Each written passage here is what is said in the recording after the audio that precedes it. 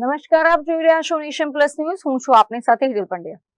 Vadodara railway સ્ટેશનના સદીઓ જૂના રિક્ષા સ્ટેન્ડ પર નવી કોન્ટ્રાક્ટ સિસ્ટમ અમલી બનાવવામાં આવતા જ સ્થાનિક રિક્ષા ચાલકો રોડ પર ઉતરી આવ્યા છે અને તંત્ર સામે ઉગ્ર સૂત્રોચ્ચાર સાથે પ્રદર્શન કર્યું છે. નવી નીતિ મુજબ રિક્ષા ચાલકો પાસે કલાક દીઠ ચાર્જ વસૂલવાનો નિર્ણય કરાતા ચાલકોમાં ભારે રોષ જોવા મળી રહ્યો છે.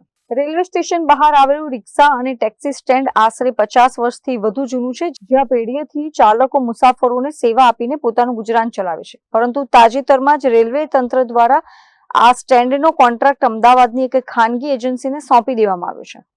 આ નવી કોન્ટ્રાક્ટ સિસ્ટમ હેઠળ હવે જો કોઈ રિક્ષા કે ટેક્સી ચાલકે પેસેન્જર ભરવા માટે સ્ટેન્ડ પર ઉભા રહેવું હશે તો તેણે કલાકના હિસાબે 10 થી 20 રૂપિયાનો ફિક્સ દર ચૂકવવો પડશે. તંત્રના આ અણઘડ અને મનસ્વી નિર્ણયના વિરોધમાં આજે તમામ રિક્ષા ચાલકોએ એક થઈને રેલવે પ્રશાસન સામે બગાવત ફૂંકી દીધી છે.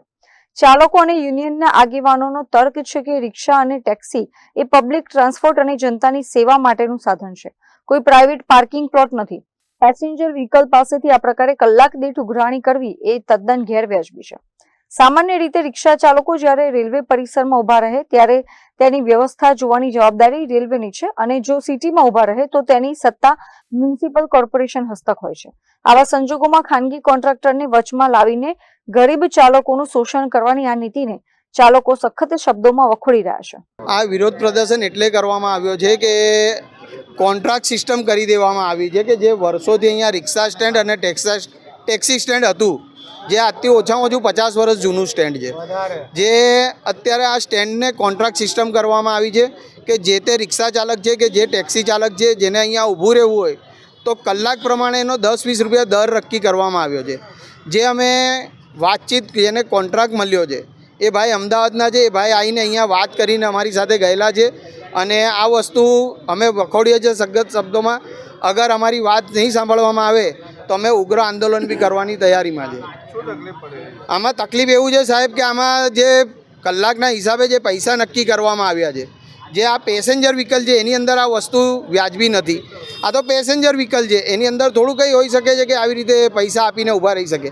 આ તો રેલવેની અંદર ઊભા રહે તો રેલવેને આપવાની જવાબદારી છે અને સિટીમાં ઊભા રહેતા હોય તો સિટીમાં મ્યુનિસિપલ કોર્પોરેશનને આપવાની જગ્યા છે.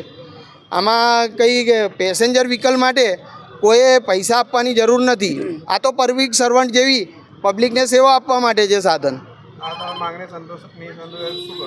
આ સંતોષિત નહીં થાય તો અમે ઉગ્ર આંદોલન કરવાની બી તૈયારીમાં છે ને હાઈકોર્ટમાં બી લઈ જઈશું અમે લોકો આ નહીં સાંભળે તો અમારે. અત્રે ઉલ્લેખનીય છે કે અમદાવાદના કોન્ટ્રાક્ટરે સ્થાનિક ચાલકો સાથે મધ્યસ્થી કરવાનો પ્રયાસ કર્યો હતો, પરંતુ રિક્ષા ચાલકો કોઈ પણ સંજોગોમાં આ વસૂલાત આપવા તૈયાર નથી.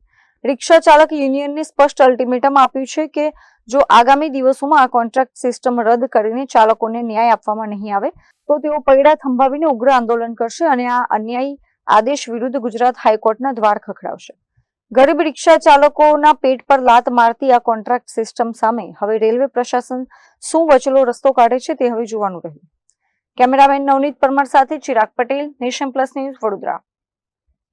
સમાચારોના સતત અપડેટ મેળવવા માટે અમારી નેશન પ્લસ ન્યૂઝની યુટ્યુબ ચેનલને સબસ્ક્રાઇબ કરો, બેલ આઇકન દબાવો અને જોડાયેલા રહો ફેસબુક, ઇન્સ્ટાગ્રામ અને ટ્વિટર પર.